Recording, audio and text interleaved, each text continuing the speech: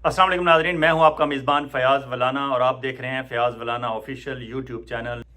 अब शहबाज गवर्नमेंट की नालायकियों की बात है तो एक और जिक्र करते चलें। शहबाज राना आपको पता है एक्सप्रेस ट्रिब्यून के एक स्टार रिपोर्टर हैं और मैं हमेशा उनकी बहुत रिस्पेक्ट करता हूं, उनकी तारीफ़ करता हूं।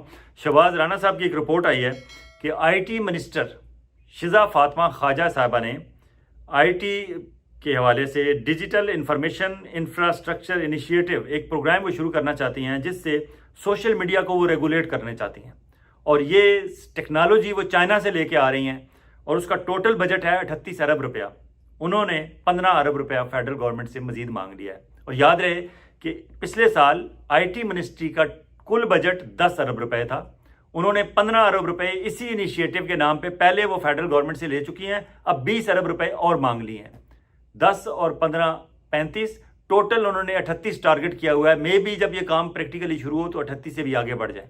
तो ये जिस मिनिस्ट्री का टोटल बजट 10 अरब रुपए था वो 38 अरब रुपया सिर्फ आप लोगों को और मेरे जैसे लोगों को जो सोशल मीडिया पे बोलते हैं या लिखते हैं, इन लोगों को कंट्रोल करने के लिए, जिसको रेगुलेशन का नाम ये दे रहे हैं। बेसिकली हमारी आवाज़ें दबाना मकसद है और हम अगर कुछ लिखते हैं सोशल मीडिया पे तो वो तहरीरें जो हैं वो लोगों के पब्लिक के सामने ना आए, इसको रोकने की इनकी कोशिश है और एक नाकाम कोशिश है।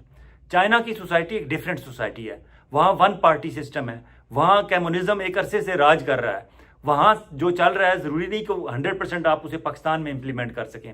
आप पाकिस्तान में सोशल मीडिया को रेगुलेट करना चाहते हैं तो लोगों के 18 से 20 करोड़ लोगों के सोशल मीडिया अकाउंट्स हैं।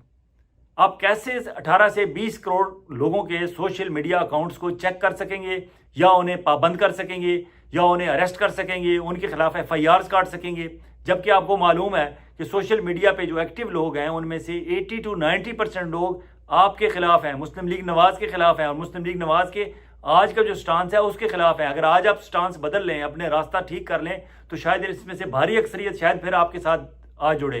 क्योंकि इससे पहले अगर नवाज शरीफ साहब 3 दफ़ा वज़ीर-ए-आज़म पाकिस्तान बने हैं तो पाकिस्तान के लोग किसी हद तक उनके साथ थे तो वो बने हैं।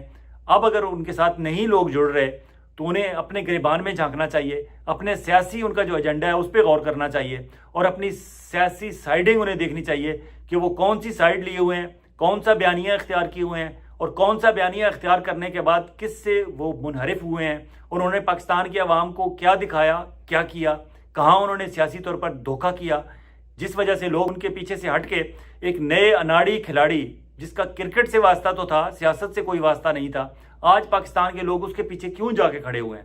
उसके लिए शायद उन्हें अपना एहतसाब करना होगा मियां नवाज शरीफ साहब को, शहबाज शरीफ साहब को, मरियम नवाज साहिबा को और मुस्लिम लीग नवाज का जितना टोला है या उनके साथी आसिफ जरदारी साहब हैं। अदरवाइज बेहतरी की कोई सूरत नहीं है। अब अगर उनके साथी की बात आई है तो जरदारी साहब की बात कर लेते हैं। जरदारी साहब की हवस इक़्तिदार खत्म होने का नाम नहीं ले रही।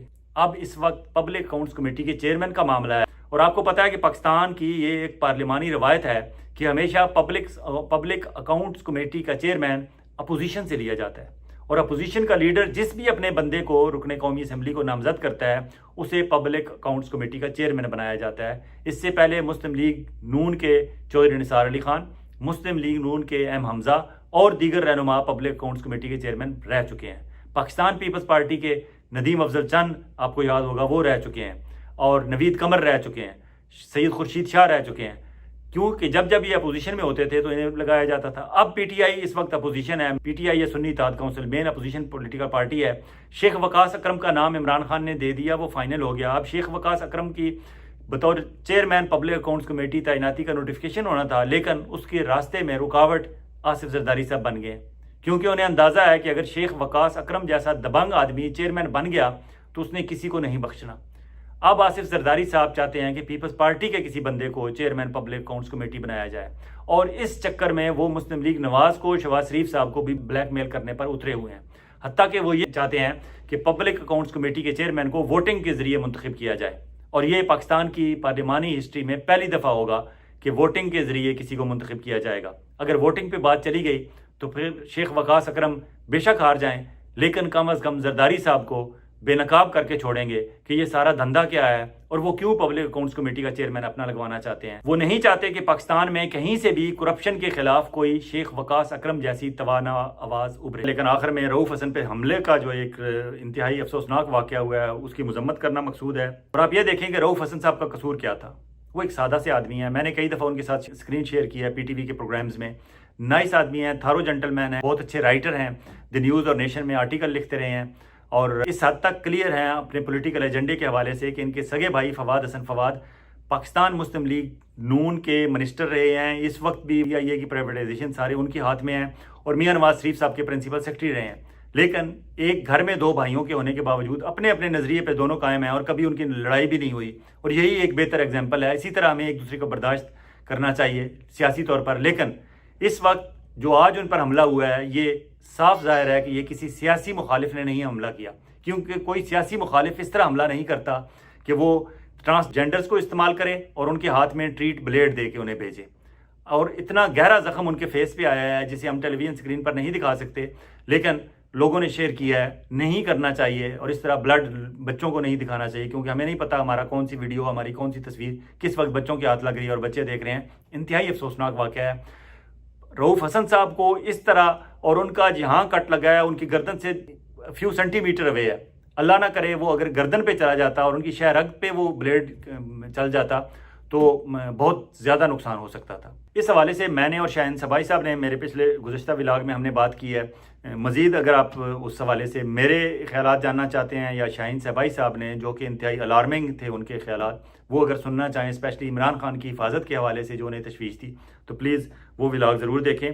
और इस पे रऊफ हसन साहब वाले मामले पे सबसे अफसोसनाक कहें, दिलचस्प कहें या एक मुख्तलिफ तबसरे लोगों ने किए, लेकिन रहमल वली खान साहब के तबसरे को मैं यहाँ दोहराना चाहता हूँ। उन्होंने कहा कि आज पता चला कि ख्वाजा सराओं की भी रोज़ी लगी हुई है। उनका इशारा ये था कि जो ख्वाजा सरा थे ये बेसिकली हमारी मिलिट्री इस्टेब्लिशमेंट के ISI के कारिंदे थे और इससे जाहिर होता है कि उनको भी ये सैलरी मिल रही है, उनकी भी कोई रोज़ी लगी हुई है, उनकी भी ड्यूटियाँ लगी हुई हैं। ऑब्वियसली वो जब काम करते होंगे तो उन्हें कुछ ना कुछ उसका मुआवजा भी मिलता होगा। तो रहमल वली खान साहब का यह तबसरा है। और इस मौके पे असलम वड़ायत सिरगोदा के एक शायर हैं, उनका शेर याद आ रहा है कि यकीनन ये रियाया बादशाह को कत्ल कर देगी, यकीनन ये रियाया बादशाह को कत्ल कर देगी, मुसलसल जब्र से असलम दिलों में डर नहीं रहते। और आखिर में फराद अहमद की बाजियाबी के हवाले से जो पेशरफ्त हुई है इस्लामाबाद हाई कोर्ट में गुज़श्ता रोज़ जस्टिस मोहसिन अख्तर कियानी की कोर्ट में, जस्टिस मोहसिन अख्तर कियानी ने जिस तरह ISI के सेक्टर कमांडर ब्रिगेडियर फ़हीम रज़ा को तलब किए जाने के हवाले से और उनकी स्टेटमेंट के हवाले से जिस तरह उन्होंने अटार्नी जनरल को सख्त टफ टाइम दे रहे थे, अटार्नी जनरल ने गुज़श्ता रोज़ कोर्ट में जाके सफ़ेद झंडी लहरा दी। कहने का मतलब ये है कि अगर हमारी मिलिट्री इस्टेब्लिशमेंट और ISI को बिलखसूस इस बात का ख्याल एहसास हो गया है और उन्होंने अटार्नी जनरल को भेजा है और या अटार्नी जनरल को ये यकीन दहानी कराई है कि फराद अहमद जो एक सहाफ़ी भी हैं, टेलीविज़न में प्रोड्यूसर थे, शायर भी हैं, उनकी रिहाई मुमकिन है और अटार्नी जनरल ने गारंटी दी है कि मैं उन्हें बाजियाब कराने में कामयाब हो जाऊँगा, वो रिहा हो जाएंगे। लेकिन अफसोसनाक बात है कि उनकी अहलिया टेलीविज़न पर अपनी लॉयर बैरिस्टर ईमान मिजारी को साथ खड़ा करके ये बयानात दे रही हैं कि हमारी ISI वालों से बात हुई है, राब्ता हुआ है, फराद अहमद का टेलीफोन थोड़ी देर के लिए ओपन हुआ है, उस पे back and fourth messages transfer हुए हैं, उन्होंने मैसेजेस हमारी तरफ भेजे हैं और कहा है कि आप ये स्टेटमेंट दे दें, कोर्ट में जाके अपनी एप्लीकेशन इस्लामाबाद हाई कोर्ट से वापस ले लें, फराद अहमद को रिहा कर दिया जाएगा। और बैक एंड फोर्थ जो हमने एप्लीकेशन वापस लेने की जो दरख्वास्त देनी थी, अपना मुकदमा वापस लेने की जो दरख्वास्त देनी थी, उसकी वर्डिंग पे हमारी बात हो रही थी बैक एंड फोर्थ। इसका मतलब है इस हद तक उनका स्ट्रॉन्ग रब्ता था और वो कह रही हैं कि वे ISI के लोग थे।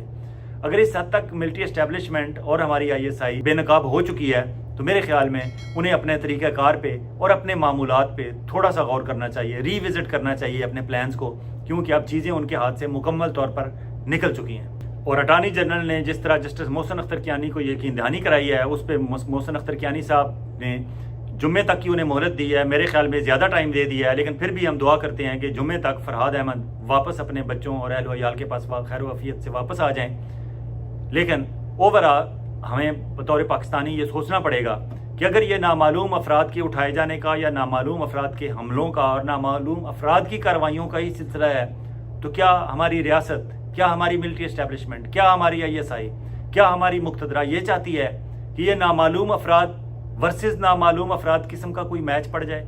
क्या आप चाहते हैं कि पाकिस्तान के अवाम भी अपने चेहरों पर मास्क लगा के इसी तरह मिलिट्री एस्टेब्लिशमेंट के लोगों के खिलाफ भी नामालूम कार्रवाइयाँ शुरू कर दें?